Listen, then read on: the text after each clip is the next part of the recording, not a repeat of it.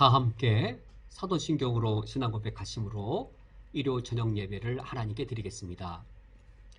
전능하사 천지를 만드신 하나님 아버지를 내가 믿사오며 그 외아들 우리 주 예수 그리스도를 믿사오니 이는 성령으로 잉태하사 동정녀 마리에게 나시고 본디오 빌라도에게 고난을 받으사 십자가에 못 박혀 죽으시고 장사한 지 사흘 만에 죽은 자 가운데에서 다시 살아나시며 하늘에 오르사 전능하신 하나님 우편에 앉아 계시다가 저리로서 산자와 죽은 자를 심판하러 오시리라.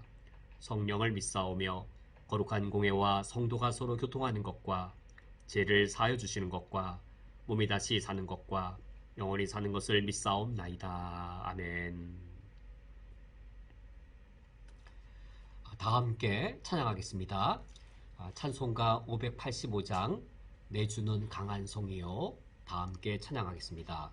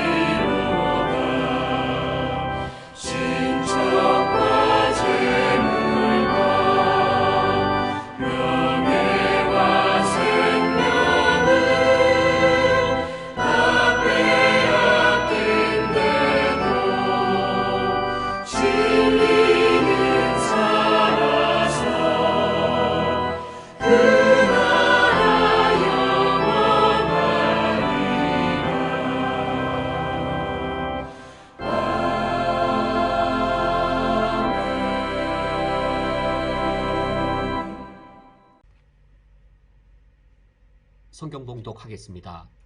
오늘 성경 말씀은 신약성경 골로새서 3장 22절부터 25절까지의 말씀입니다. 오늘 성경 말씀을 제가 봉독해 드리겠습니다. 종들아, 모든 일에 육신의 상전들에게 순종하되 사람을 기쁘게 하는 자와 같이 눈가림만 하지 말고 오직 주를 두려워하여 성실한 마음으로 하라. 무슨 일을 하든지 마음을 다하여 주께 하듯 하고 사람에게 하듯 하지 말라. 이는 기업의 상을 주께 받을 줄 아나니 너희는 주 그리스도를 섬기느니라. 불의를 행하는 자는 불의의 보응을 받으리니 주는 사람을 외모로 취하심이 없느니라. 아멘. 이 시간 우리가 잠시 합심하여서 우리 강동진 집사님 가정을 위해 기도하기 원합니다. 오늘 오전에 우리 강동진 집사님 한국에서 모친상을 당한 가장 마음에 아픈 소식을 듣게 되셨고, 우리가 예배를 드린 지금쯤이면 이제 한국으로 급히 가시는 중이라 생각되어집니다. 먼 길인데 장례 일정 안에 순조롭게 잘 도착하실 수 있도록 기도해 주시고, 아들로서 해외에서 모친을 여의신 그 마음 매우 무거울 터인데 우리 강동진 집사님과 또 모든 유족분들 하나님께서 영생의 은총으로 위안과 평안을 주시고, 또 진행될 모든 장례 절차마다 하나님이 사랑하시는 가정을 어떻게 돕고 지켜주시는지 그 은혜를 생생하게 또 풍성하게 누릴 수 있도록 기도를 부탁드립니다. 장례의 절차 하나하나 진행될 때마다 하나님 먼저 앞장서 가셔서 하나님의 선하신 섭리로 장례 절차들이 순조롭게 진행되어지는 일들, 하나님 가까이 계셔서 유족분들 한 분 한 분들을 어루만져 주시고, 유족분들이 서로 위로하며 한 형제 자매됨의 아름다움의 사랑 가운데 위로 속에 이 부모님을 여인 이 슬픔 속에서 가족 간의 큰 위로와 가족 간에 함께하는 그 큰 사랑의 시간들이 이루어질 수 있도록 기도를 부탁드립니다. 그리고 저도 내일 중선역 두바이 한인교회 대회를 위해 다녀오게 됩니다. 내일 새벽에 출발하였다가 목요일에 도착하는 일정입니다. 1970년대 중반에 처음으로 이 중동 땅에 한국교회가 세워진 후 2022년 오늘에 이르기까지 중동의 한인교회 역사 전체를 살펴보면서 중동 지역 한인교회의 목회적 소명과 성교적 사명을 어떻게 감당해야 될지 중동 지역의 목회자들이 함께 모여 고민하고 함께 나누고 교제하는 시간입니다. 이런 영적 교제가 잘 이루어질 수 있도록 더불어 기도를 부탁드립니다. 함께 기도하시고 그 후에 말씀을 듣도록 하겠습니다. 하나님 아버지시여, 사랑하는 강동진 집사님, 오진아 집사님, 그 가정 위에 함께하여 주시고, 모친상으로 인해 바삐 먼 길을 달려갈 때에 강동진 집사님 마음에 하나님께서 함께하시는 위로와 평안이 가득하기를 원합니다. 하나님이 사랑하시고 아끼시는 가정이오며 하나님의 몸된 교회를 아끼고 귀히 섬기는 종된 가정입니다. 하나님을 섬기는 가정이 여러 어려움 속에 있을 때, 마음의 아픔 속에 있을 때 위로의 주님이 찾아가셔서 하나님의 평안으로 그 가정을 지켜주시며, 이제 유족분들이 함께 모여 장례를 진행하고 장례를 마칠 때까지 하나님께서 평강과 평화로 그 모든 예식들을 진행하시고 지키시고 친히 하나님께서 인도하여 주옵소서. 장례 여정에 하나하나 진행될 때마다 하나님의 함께하심이 하나둘씩 쌓이게 하여 주시옵고, 하나님이 함께하시고 하나님께서 위로하시는 주님이 친히 그 가정 가운데 사랑과 위로가 되어주시는 장례식이 되게 해 주시옵소서. 이제 내일부터 이 중선역 한인교회부 두바이 대회가 있습니다. 하나님께 그 대회를 지켜주셔서 중동 지역의 이슬람을 품고 성교적 소명을 감당하는 한인교회들이 목회적인 사명과 또 성교적 소명을 힘있게 감당할 수 있도록 서로 함께 위로하고 함께 협력하며 목회자의 동역의 귀한 시간을 이루는 그 장이 되게 해 주옵소서. 우리가 오늘도 주의 말씀을 드리며 이 세상 속에 그리스도인으로서 어떻게 일하며 어떻게 노동에 대해 바른 가치관을 갖고 있으며 우리 직업을 가져야 되는지 하나님 아버지 앞에 온전한 우리의 생각과 가치관을 갖기로 원하오니 그와 같이 인도해 주시옵소서. 예수 그리스도의 이름으로 기도합니다. 아멘. 우리가 오늘은 지난주에 이어서 우리 그리스도인들의 성경적인 직업관을 두 번째로 계속하여 살펴보겠습니다. 첫 번째로는 우리가 오늘날 일을 하는 우리 현실 세계를 먼저 함께 파악해 보겠습니다. 우리가 노동을 제공하고 또 직장 생활을 하는 우리 현대 사회는 과연 어떤 특징을 갖고 있는가? 우리가 그 사실들을 점검해 볼 때 우리 그리스도인으로서 기꺼이 수용할 수 있는 부분도 있고 또 우리 그리스도인으로서 따를 수 없는 부분들도 있습니다. 이에 대한 우리 현실 이해를 통해서 우리가 그리스도인으로서 직업을 가질 때 어떤 부분은 우리 현실에서 성실해야 되지만 어떤 특성의 부분은 우리 그리스도인으로서 어떤 이 바른 직업관을 실천하기 위해 넘어서야 되는지 먼저 우리의 현실 세계를 함께 나누겠습니다. 먼저 참으로 다행인 것은 더 이상 오늘날 우리 현대 시대에 노예 시장은 없습니다. 내가 어떤 노동이 필요한데 노동을 얻기 위해 노예 시장에 가서 노예를 사오는 일, 이런 일은 다행히 오늘날은 없습니다. 그런 점에서 참으로 다행입니다. 노예 시장은 없는 대신에 노동 시장은 있습니다.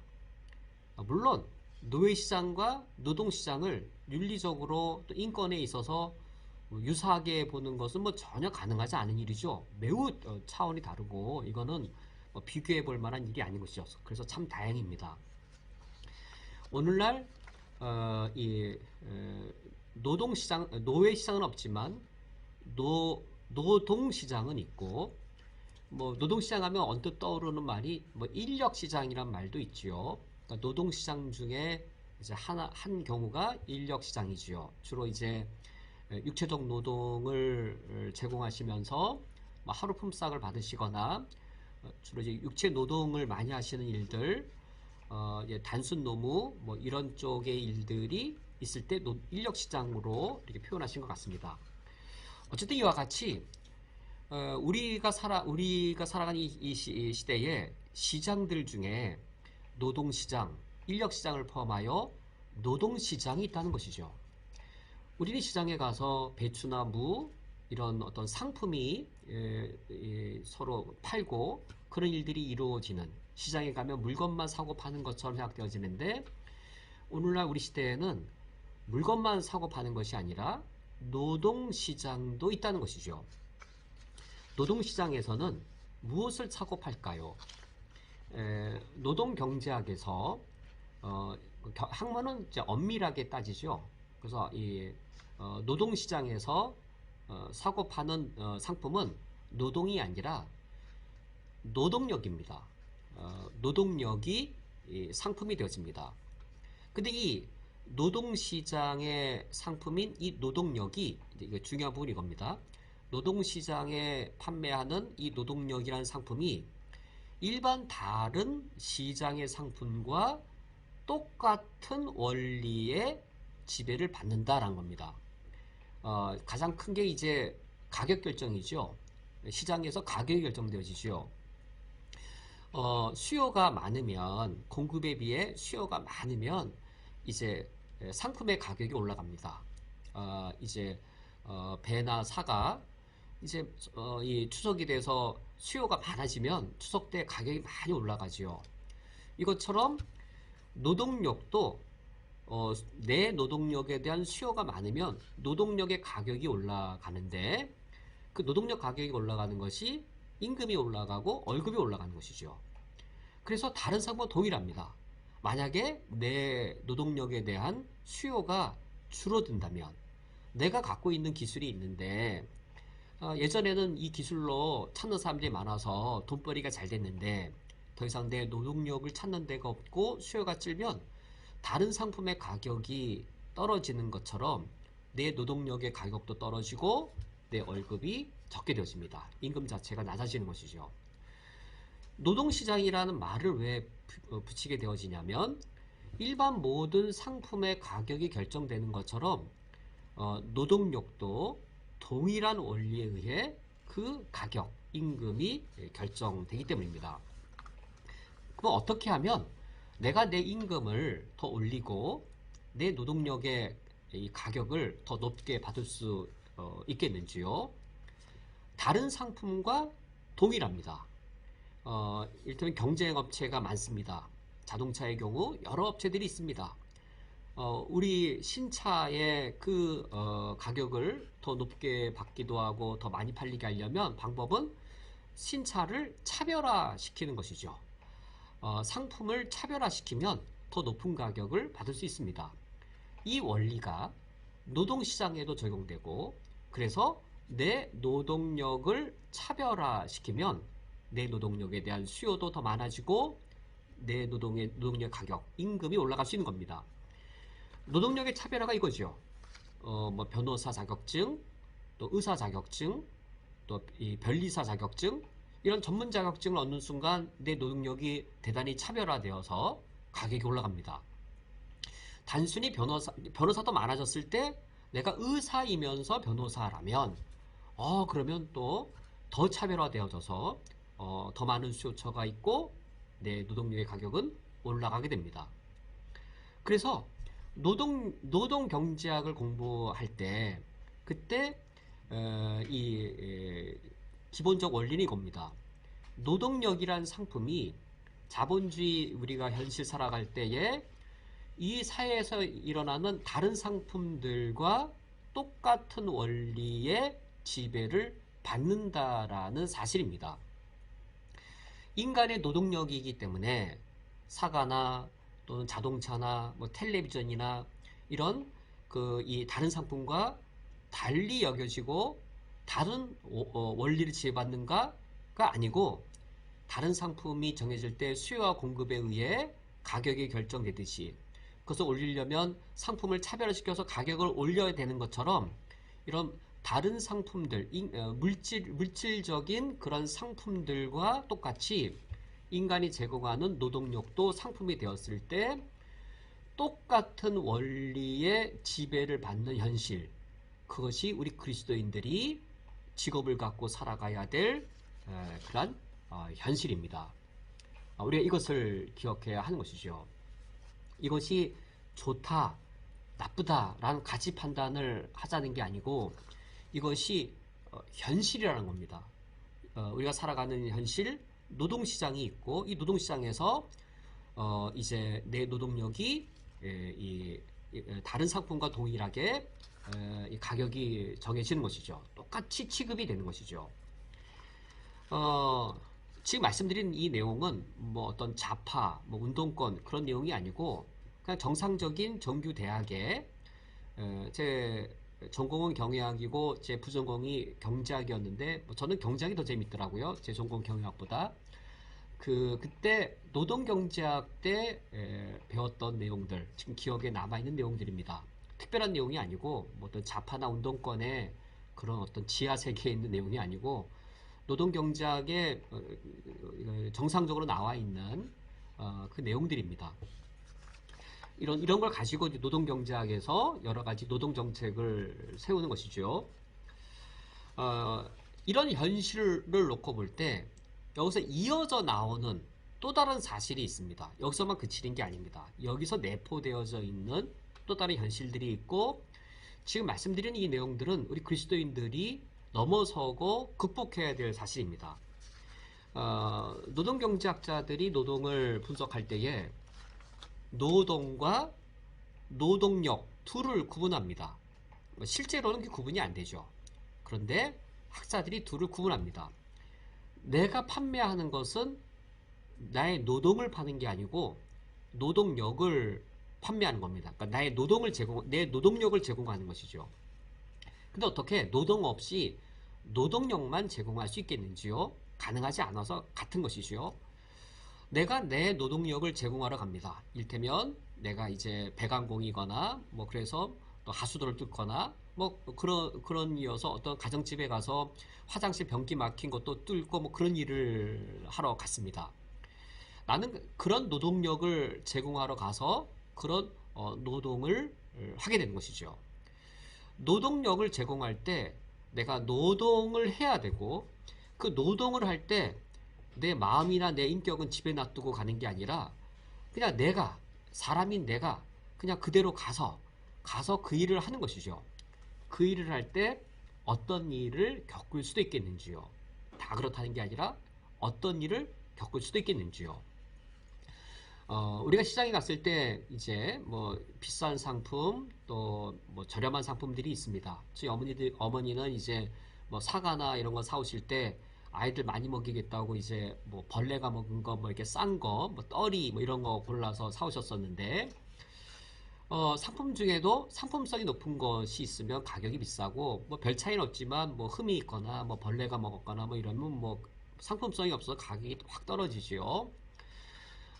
그렇게 떨이처럼 값싸게 사온 상품들은 우리가 좀 쉽게 다룹니다. 근데 만약 고가의 비싼 상품이 있으면 아주 비싼 음식은 어떤 이 귀한 손님에게만 귀하게 대접하지요. 만약에 내 노동력이 가격이 쌉니다. 내 노동력이 가격이 싼 거지 그 노동 자체가 값어치가 낮은 게 아닌 것이죠.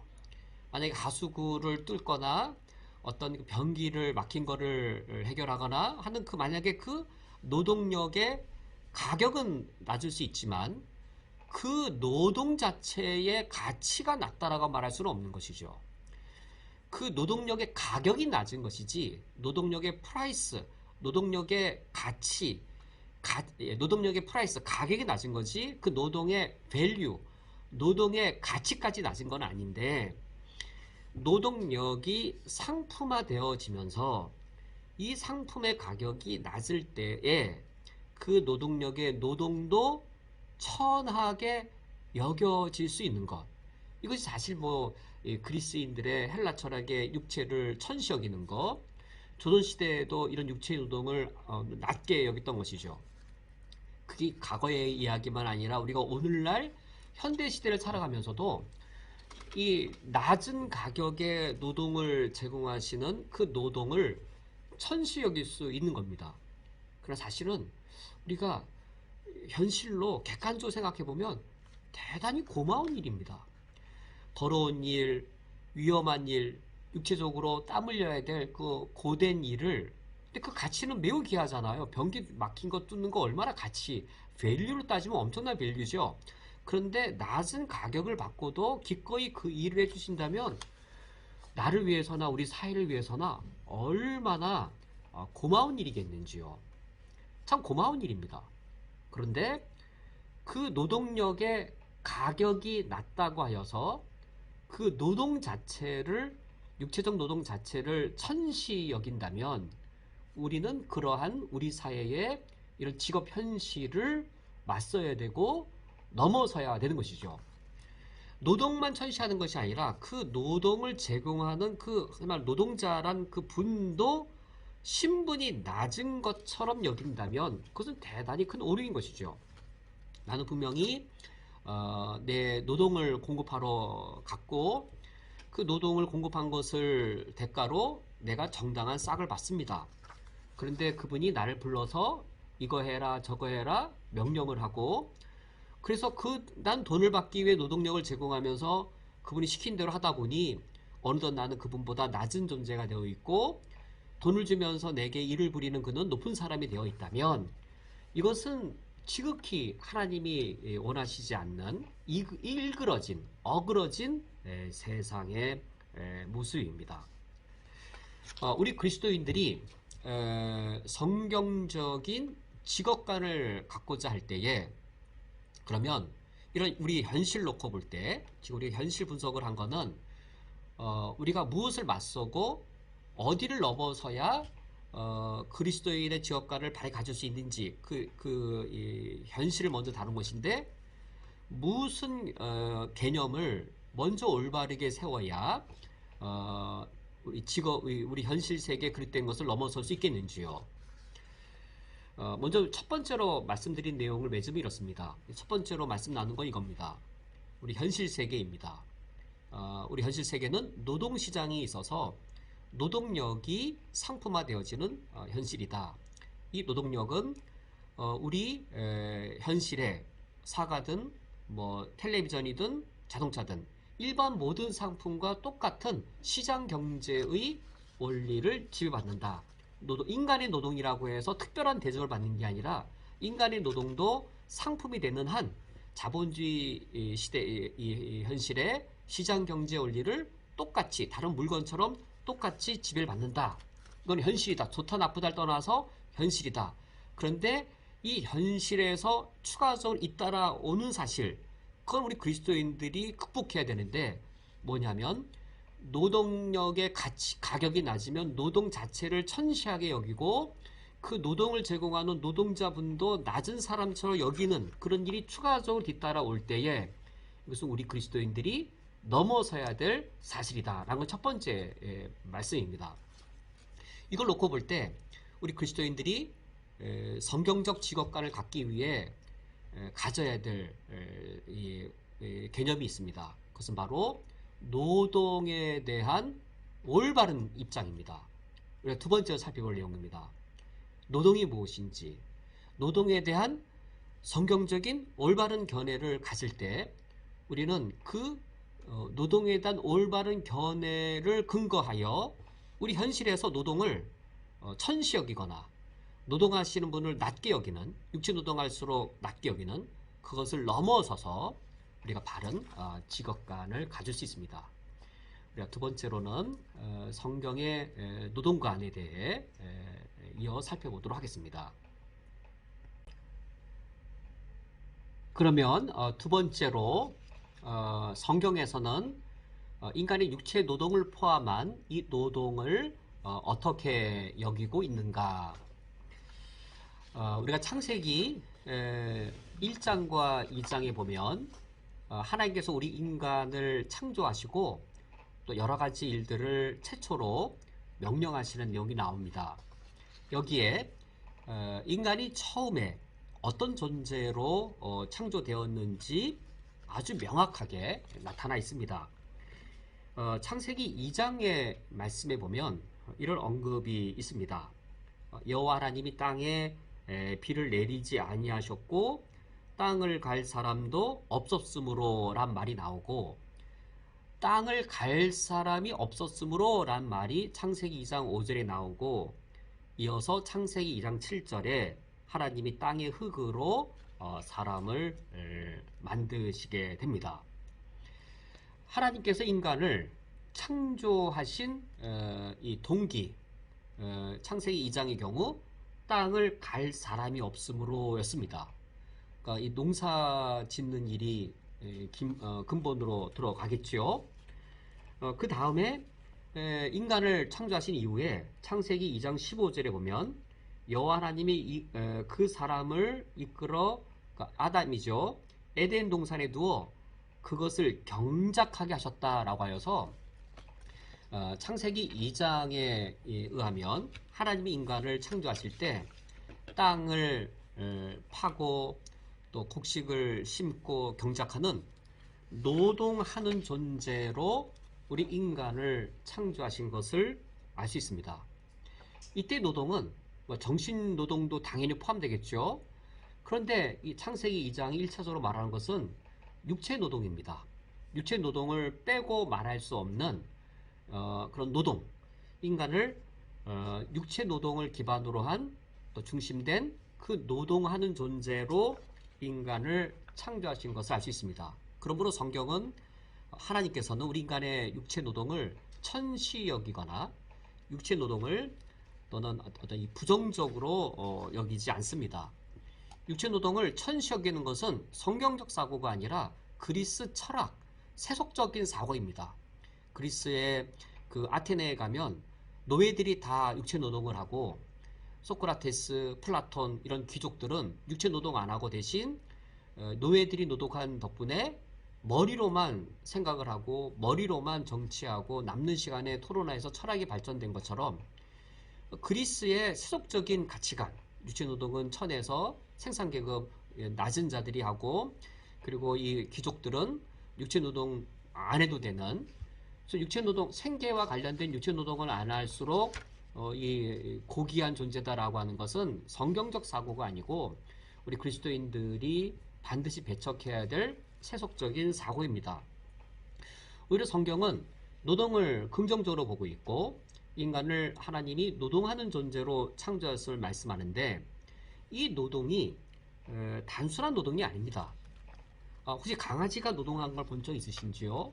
뭐 먹기를 위해 뭐 곰이나 뭐 새들이 먹이를 찾아 돌아다니는 일이 있지만, 노동이라고 할 때 그것이 생각을 하고 디자인을 하고 계획을 해서 뭔가 창의성을 발휘를 할 때 그것이 노동이 되는 것이죠. 어떤 단순히 먹이를 구하고 활동하는 것이 아니라 책상을 만들거나 또는 뭐 어머니께서 집에서 된장찌개 하나를 끓이더라도 그건 뭔가 창의성과 뭔가 고안하고 뭔가 그 기획한 걸 해내는 뭔가가 있어야 가능한 일이죠. 인간의 노동은 단순한 행동이 아니라 인간이 신적 존재로 창조되었기 때문에 해낼 수 있는 능력이 노동입니다. 노동이 육체 노동도 있겠고, 또 인간의 노동 중에 예술 활동도 있겠고, 아름다움을 표현하는 음악 활동도 있겠고, 인간의 노동 활동은 상당히 총체적인데, 이런 인간의 노동을 생각해 볼 때 이런 예술가의 노동, 또 그 이 엔지니어의 그 노동, 그 단순히 노동일까요? 하나님의 형상이기 때문에 가능한 것이죠. 가야금을 만든다든지 퉁소를 만든다든지 그런 노동들, 그거를 이 곰이나 이런 동물들이 먹이 활동하는 거와 비교해 볼 수는 없는 것이죠. 인간의 노동에는 그가 신적 존재로 창조되었기 때문에 노동이라고 하는 특별한 행위를 해낼 수 있었습니다. 우리는 그 사실을 창세기 1장, 하나님의 창조의 문맥인 창세기 1장에서 우리가 발견할 수 있는데, 창세기 1장의 27절에서 인간을 하나님을 닮은 하나님의 형상으로 창조하십니다. 하나님은 창세기 1장에서 창조하다. 뭐 창의성이라고 하면 뭐 하나님께 속한 것인데, 이 창조적인 창의성이 인간에게 부여됩니다. 하나의 형상이기 때문인 것이죠. 인간은 노동을 통해서 새로운 것을 만들어내고, 인간은 노동을 통해서 내가 이전에 없었던 새로운 것들을 만들 때 상당한 성취감과 행복이 거기에 있습니다. 인간의 그 노동은 이처럼 창조주 하나님의 창의성을 부여받아서 이런 새로운 창조적 작업을 해낼 수 있는 것이죠. 창세기 1장 27절에 하나님 인간을 하나의 형상으로 창조하시며, 이제 1장 28절 아주 중요한 어구가 나오는데, 저는 이 구절이 항상 너무 내 마음에 무게 있게 다가옵니다. 하나님이 그들에게 복을 주시며 노동하도록 명령하시니라. 하나님 인간에게 그들에게 복을 주시며 하나님 그들에게 이르시되 땅을 정복하라, 모든 생물을 다스리라. 하나님이 인간에게 창의성을 주시고 그의 노동을 통해 창조적인 일을 하는 이 신적 사명을 감당하는 노동, 그것은 바로 축복이었습니다. 이것이 바로 성경이 바라보는 노동관입니다. 정말로 노동이 그렇게 하나님이 우리 인간에게 주신 특별한 선물인가? 정말 그렇습니다. 노동이 무엇인지 한번 생각해 보죠. 노동이란 무엇일까요? 노동이라고 하면 어떤 땀 흘리고 고통을 겪고 하기 싫은 일을 억지로 하는, 마치 군대 가서 작업 끌려 나갈 때 그런 심정만 생각할 수 있을 텐데, 물론 군대 가서 작업 끌려 나가는 뭐 그런 일들, 몸이 노곤하고 힘들 수 있겠지요. 근데 그것이 노동의 전부가 아니고 노동의 본질에 속하지도 않습니다. 노동의 본질은 네 가지로 보면, 노동의 본질 첫 번째는 노동은 인간의 자기 표현입니다. 인간은 노동을 통해서 자기 자신을 표출합니다. 예술가가 대표적인 경우이지 예술가만 그렇지 않습니다. 음악가는 음악을 통해서, 화가는 그림을 통해서 자기 자신을 표현하지요. 근데 이것이 예술가만 그런 게 아니라 사실 모든 사람이 다 그렇습니다. 어린아이들도 그렇습니다. 인간은 자신의 노동을 통해서 자기 자신을 표현합니다. 어머니가 이제 새롭게 된장찌개에 이제 도전을 하지요. 오늘은 뭘 넣어서 예전의 된장찌개와 새로운 맛을 한번 내볼까? 그래서 어떤 된장찌개를 먹어보면 이 된장찌개는 꼭 김지사님 표. 아, 이 스타일은 김지사님 표 된장찌개다. 또 어떤 육개장을 먹어보면 이거는 박건사님 표인데, 우리가 이제 느끼죠. 인간은 노동을 통해서 자기 자신을 표현하고 자기 자신을 드러냅니다. 이게 인간의 노동을 통한 자기 자신의 외화, 나를 바깥으로 표출을 하는 것이 노동의 특징인데, 두 번째로 단순한 표출이 아니라 인간이 이처럼 노동을 통해 자기를 표현하면서 그 과정 속에 자아가 발전됩니다. 이게 노동의 두 번째인 것이죠. 인간은 노동을 통해서 자신을 표현하고 노동을 표현하는 걸 통해 자아가 성장하는 것을 경험합니다. 이것이 노동이 갖고 있는 아주 중요한 가치입니다. 인간은 그 내면 안에 여러 잠재력이 있습니다. 이 잠재력이 내 노동을 통해 내가 표현되어지기도 하고 잠재력이 구현되기도 하지요. 세 번째는 인간은 이런 노동을 통해서 내 외부 세계, 내 노동을 통해 이웃과 대화를 합니다. 물론 언어적인 대화도 하지요. 언어로만 대화를 하는 것이 아니라 인간은 이런 활동을 통해서 대화를 합니다. 노동을 하더라도 만약에 이 코로나 시대 때 집안에 갇혀서 재택 업무만 한다 생각해 보세요. 내가 만든 노동이 밖에서 어떻게 재택근무로 이루어지더라도 참 답답하죠. 인간이 노동을 통해서 외부 활동을 하고 내가 노동한 걸 통해서 타인에게 나를 알리고 타인이 노동한 걸 내가 보고하면서 인간은 외부 세계와 노동을 통해 대화를 합니다. 만약에 인간이 노동을 빼앗긴다면, 그럼 노동을 빼앗긴다면 무엇을 빼앗긴 것일까요? 인간이 노동을 빼앗기면 숨막힙니다. 노동을 할 수 없게 되어지면 인간은 답답해서 견딜 수가 없습니다. 왜냐하면 노동을 통해서 외부 세계와 대화를 할 뿐만 아니라 네 번째로 인간은 이런 노동을 통해서 자아 성취를 경험하기 때문입니다. 내가 성취가 되는 겁니다. 내 정체성을 확인하는 겁니다. 노동을 하면서 내가 누구다라는 사실을 확인합니다. 내가 선생님입니다. 그런데 너무나도 아이들 가르치는 일이 싫었습니다. 교권도 바닥에 떨어지고 정말 선생이라는 일을 해야 되나? 그래서 선생이라는 일을 하기 싫어서 이제 잠짓이었는데, 근데 사실 그분의 소명이 교육가였습니다. 아이들 정말 잘 교육하고 싶은, 교육이라고 하는 노동을 하지 않았더니 내가 누구인지 모르겠는 것이죠. 단지 노동을 빼앗기면 노동만 빼앗긴 것이 아니라 자기 정체성이 흔들리지요.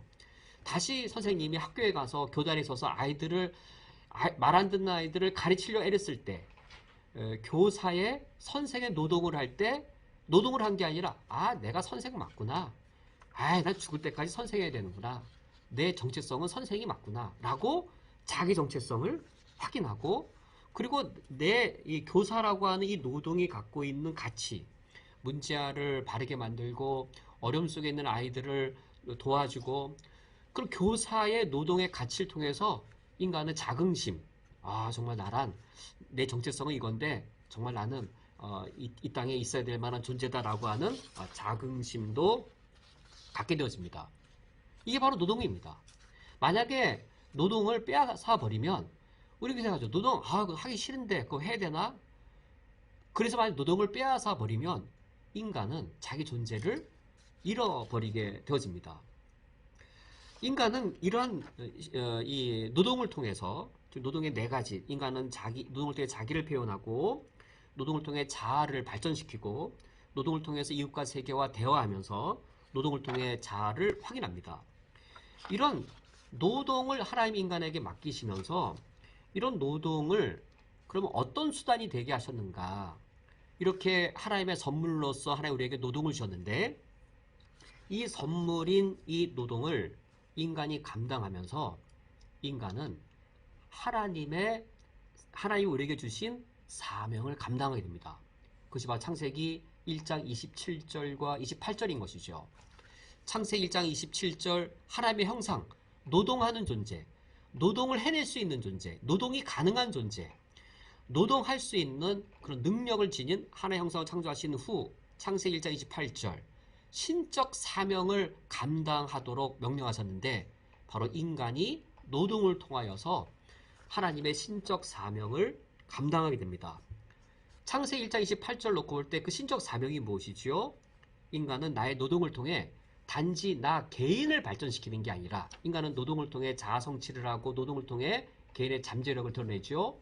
인간의 그 노동을 통한 자기 발전과 또 자기 표현이 단순히 개인에게 머무는 게 아니라 땅을 다스리고 또 이 물고기와 새와 땅에 움직이는 모든 것을 섬기면서 창조 세계를, 이 자연 세계를 보존하고 발전시키는 그 일을 하는 것이죠. 이게 노동의 의미입니다. 아, 그렇구나. 나의 노동을 통해 나 한 사람이 먹고 사는 게 아니라 나의 노동을 통해 내가 내 개인의 자아의 정체성만 확인하는 것이 아니라 내가 나의 노동을 통해서 이 창조 세계를 유지할 수 있구나. 내가 창의성을 발휘하여 노동을 함으로 이 세계를 창조적으로 한국 사회를 발전시킬 수 있구나. 그래서 내가 나의 노동을 통해서 이웃을 섬기고 세계를 섬길 수 있구나 라는 사실을 알 수 있습니다. 두 번째 말씀을 맺으면 이렇습니다. 노동이란 무엇인가? 성경은 노동을 결코 부정적으로 보지 않습니다. 오히려 대단히 적극적이고 긍정적인 것으로 노동을 보고 있습니다. 하나님이 인간에게 축복의 수단으로 주신 것이 바로 노동이고 노동할 수 있다는 것, 노동하는 존재라고 하는 것은 하나님의 형상이기 때문에 가능한 그런 어떤 선물을 받은 능력을 받은 그 근거가 되어집니다. 이런 노동을 통해서 우리 인간은 단순히 개인의 자아를 발전시키는 것이 아니라 창세기 1장 28절의 명령을 수행해내게 됩니다. 내 노동을 통해 창조 세계를 보존시킬 수 있습니다. 내 노동의 창의성을 통해 창조 세계를 발전시킬 수 있습니다. 이렇게 내가 노동을 함으로 이웃과 사회를 섬길 수 있게 되어집니다. 이것이 노동의 개념입니다. 그리고 이 노동에다가 직업을 넣어보시면 이것이 그리스도인의 직업관입니다. 노동의 자리, 노동의 역할, 여기에 직업이, 우리가 이 노동, 직업을 통해서 하는 거잖아요. 지금 이 그리스도인의 노동관이라고 하는 것이 그리스도인의 직업관과 아주 밀접하게 연관을 갖고 있고, 이런 그리스도인의 이런 이 건강한 노동관, 노동에 대해 그리스도인의 건강한 이 선이해, 내가 노동을 긍정적으로 보고 노동을 의미 있게 바라보는 그것이 이루어지지 않는다면 직업관이 건강하게 세워질 수 없습니다. 그렇다면 마지막으로 그러면 무엇을 넘어서야 되나? 왜 노동을 부정적으로 보게 되었는가? 어떤 부분을 넘어서야 되는가? 라는 사실을 마지막 세 번째로 이어 살펴보도록 하겠습니다. 이제 마지막 세 번째로 왜곡된 노동관에 대해 살펴보도록 하겠습니다. 과연 우리 시대에 어떻게 노동관이 왜곡되어져 있고 그 왜곡된 노동관은 어디에 기인하는가? 가장 근원적인 원인은 어디에 있는가? 그것을 마지막 세 번째로 살펴보도록 하겠습니다. 우리 인간이 노동을 부정적으로 보고 거기서부터 벗어나려고 하는 그 근본 원인은 인간의 타락과 직접적인 연관성이 있습니다. 그러니까 창세기 3장까지 거슬러 올라가야 하는 것이죠. 아담과 하와가 에덴 동산에서 선악과 따먹은 바로 그 직후까지 사건을 거슬러 올라가야 하겠습니다. 아담과 하와가 하나님이 금하신 선악과를 따먹음으로 하나님께로부터 저주를 받게 되어지는데 바로 창세기 3장 17절부터 19절의 내용입니다. 그때 어떤 저주를 받았는지요? 하나님이 아담에게 이렇게 저주를 내리십니다. 땅은 너로 말미암아 저주를 받고 내 평생에 수고하여야 그 소산을 먹으리라. 19절 말씀에 내가 흙으로 돌아갈 때까지 얼굴에 땀을 흘려야 먹을 것이라 라는 저주를 받습니다. 창세기 1장과 2장 때까지 노동은 하나님의 신적 사명을 감당한 수단이었고 그것이 생계와 직접적인 연관을 갖고 있지 않았습니다. 방금 전 두 번째 단락에서 말씀드린 것처럼 긍정적인 것, 그런 의미만 갖고 있는 것, 신적인 선물로만 풍성한 것, 이것이 인간의 노동이었는데 이렇게 아름답고 고귀한 노동이 인간의 범죄 이후 생계수단으로 전락하게 됩니다. 인간의 저주받음의 그 결과입니다. 우리 그리스도인들이 이것을 넘어서야 되는 것이죠. 인간의 타락으로 노동이 생계수단으로 전락하여서 이것이 노동시장에 가서 노동력의 수요 공급에 의해 이 임금이 결정되고 그래서 이어져 나오는 것, 낮은 노동력에 대해 낮은 이 노동으로 천박하게 천시 여겨지고 그런 노동을 하시는 이 노동자분들은 낮은 사람처럼 여기는 그릇된 일들이 일어난 것이죠. 반대로 내 노동력의 가격이 아주 높게 되어 있어서 내가 변호사나 변리사처럼 전문가여서 많은 월급을 받는다면 내 노동은 고귀한 노동이고 그런 노동을 하는 나는 멋진 사람이고 남들이 할 수 없는 차별적인 노동력을 갖고 있어서 난 다른 사람을 차별할 수 있을 만큼의 높은 존재다라고 여긴다면 그것은 대단히 비성경적이고 하나님의 뜻을 거역하는 현실이 되는 것이죠. 오히려 창조세계가 유지되는 데 있어서 노동력의 가격이 낮아서 낮은 임금을 받고 그 고귀한 노동을 하시는 노동자가 계시다면 우리가 참 고마워야 될 뿐인 것이지 내 노동력은 값비싸서 나는 높은 임금을 받고 나는 그런 노동을 할 수 있는 사람이므로 나는 차별화된 존재다라고 여긴다면 그것은 그리스도인이 아닙니다. 그리스도인 사고가 아닙니다. 그런 사고를 버려야 그리스도인 다운 겁니다. 내 노동력의 가격에 따라 내가 더 고귀한 노동 그리고 내 노동력이 차별됨으로 내가 다른 사람 앞에 구별되어지는 그런 높은 존재를 여기는 것은 결코 그리스도인답지 못합니다. 우리 그리스도인들이 이런 사고를 뛰어넘는다라고 하는 것은 근본적으로 이것인 것이죠. 우리가 이 현실을 살아가는 동안 그리고 타락한 이후에 살아가는 한에 있어서 노동이 생계수단이 되는 것을 벗어날 수 없습니다. 노동이 생계수단이 되어지는 현실을 겪게 됩니다. 노동이 생계수단이 되어지는 현실을 겪는다고 하여서 노동을 생계수단으로만 여기고 거기에 가두어 두는 일을 넘어서는 것, 이것이 우리 그리스도인들의 직업간의 소명입니다. 루터와 켈빈의 직업 소명설이 바로 그것이었어요. 사실 오늘 이 그리스도인의 직업관을 두 번으로 나누어 하려 했는데 제가 말씀 준비하다 보니 상당히 중요한 내용들이 많고 분량이 많아서 다음번까지 더 이어서 살펴보고자 합니다. 루터와 켈빈이 직업 소명이라고 말할 때 바로 그것이었어요. 내 노동이 인간이 타락한 이후에는 생계수단으로서의 그 현실이다. 그렇다고 해서 본래 창조주가 내 노동에 부여하신 그 소명까지 없느냐? 내 노동을 통해 우리가 타락한 이후에도 지금 노동에 이 모든 게 다 있죠. 우리가 타락했어도 나는 노동을 통해 우리가 경험하는 많은 축복들이 있습니다. 타락했을지라도 우리는 여전히 노동을 통해 내 자신을 표현합니다. 타락한 이후에도 노동을 통해 우리는 자아의 잠재력을 실현하며 자아를 성취해 나갑니다. 인간은 타락한 이후에도 노동을 통해 이웃과 대화하고 세계와 대화하는 일을 하고 있고 타락한 이후에도 나의 노동을 통해 인간의 자아 정체성을 확인합니다. 노동이 생계수단으로 전락했다 해서 이런 창조주의 본래 의도대로의 노동이 다 무너진 게 아닙니다. 그러므로 이 창조주 하나님 우리에게 본래 의도하신 이 노동을 통해서 우리 그리스도인들이 세계를 유지하고 그리스도인들이 이 세계를 발전시키는 이런 문화명령 감당하는 것, 나의 노동을 통해서 이웃과 세계를 봉사하고 섬겨야 된다라고 하는 노동의 가치까지 사라진 것은 전혀 아닙니다. 우리 그리스도인들의 직업관 바로 이겁니다. 이 기능을 그대로 해내는 겁니다. 우리가 오늘 골로새서 3장의 말씀을 함께 읽었습니다.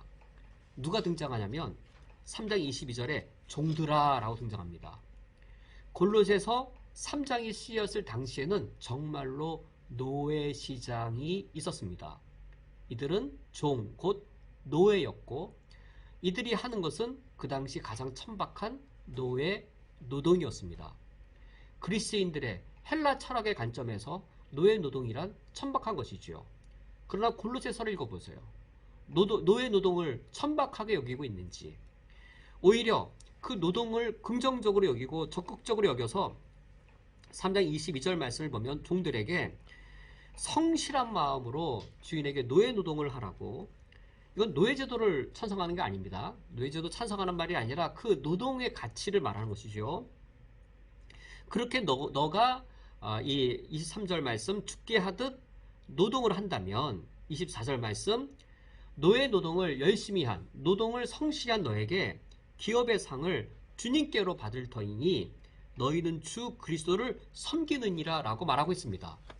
그가 노예로서 해야 될 노예 노동이고 그게 정말로 생계가 달린 노예 노동이지만 생계에 매여 하는 것이 아니라 나의 노동을 통하여서 주인이 나를 어떻게 여기든 간에 내가 맡고 있는 이 역할을 통해 누군가를 섬기는 그 일들이 이루어지는 것이죠. 억압적으로 섬기는 것이지만 그러나 그가 자원하고 자발적으로 주님을 섬기는 마음으로 이 노동을 통해서 창조주의 의도를 이루고자 하는 마음으로 그 노동을 한다면 그 노동이 바로 주 그리스도를 섬기는 거라고. 나의 세상 사람들이 세속화된 노동이라고, 세상 사람들이 노예 노동이라고 여기는, 천박하게 여기는 것에, 그러나 노예 노동에도 하나님의 거룩한 소명이 깃들어 있어서 그 내 노동을 통한 창조주의 의도를 구현한다면 천국에 갔을 때 너가 주 그리스도를 섬겼다라는 칭찬을 받을 거다라고 하는 것이 오늘 성경의 본문입니다. 오늘 말씀을 맺도록 하겠습니다. 우리 그리스도인들 이 현실을 살아갑니다. 현실 속에서 성경에서 말씀하신 그 바른 노동의 차원이 여전히 지속되는 측면이 있습니다. 동시에 창조주의 의도를 거스르는 인간 범죄 이후에 창조주의 의도를 깨트리는 그런 제약된 것이 우리 인간 사회에 물들어져 있습니다. 우리 그리스도인들은 그것을 거슬러 살아가야 될 존재들입니다. 인간의 타락 이후에 노동이 생계 수단으로 얽매이게 되었고 인간 타락 이후에 노동시장이 형성되어서 노동력에 대한 가치가 매겨진 것에 따라 비인간화된 현실들이 일어나지만 우리 그리스도인들은 그 모든 것들을 뛰어넘어서 노동을 통해 하나님의 노동을 통해 이루고자 하시는 하나님의 노동에 주신 하나님의 소명, 그것을 이루어야 될 것이 우리 그리스도인들의 책무입니다. 우리가 다음 주에 한 번 더 그리스도인의 직업관을 살펴보면서 우리 그리스도인들이 우리의 직업을 통한 나의 노동, 과연 어떤 가치관을 가지고 직업을 바라봐야 되는지를 살펴보도록 하겠습니다. 함께 기도하시겠습니다. 하나님 아버지시여, 우리가 현실을 살아갑니다. 이 현실을 사랑하게 하시고 이 현실에 여러 망가진 것들과 어그러진 것들이 있다면 망가지고 어그러진 현실이기에 도피하고 도망치는 것이 아니라 나의 노동과 나의 섬김을 통해 이 현실 세계가 하나님의 본래 의도대로, 창조시의 그 의도대로 바르게 작동하도록 내가 섬기고 봉사하는 그런 이 태도를 갖게 해 주옵소서. 우리에게 바른 노동관과 바른 직업관을 갖게 하심으로 우리가 이 사회 속에 빛이 되며 소금이 되어질 수 있도록 우리의 생각을 바꿔주시고 우리 내면을 강하게 해 주옵소서. 예수 그리스도의 이름으로 기도합니다. 아멘. 다 함께 주기도로 오늘 예배를 폐하겠습니다. 하늘에 계신 우리 아버지여, 이름이 거룩히 여김을 받으시오며 나라가 임하시오며 뜻이 하늘에서 이루어진 것 같이 땅에서도 이루어지이다. 오늘 우리에게 일용할 양식을 주시옵고 우리가 우리에게 죄 지은 자를 사하여 준 것 같이 우리 죄를 사하여 주시옵고 우리를 시험에 들게 하지 마시옵고 다만 악에서 구하시옵소서. 나라와 권세와 영광이 아버지께 영원히 있사옵나이다. 아멘.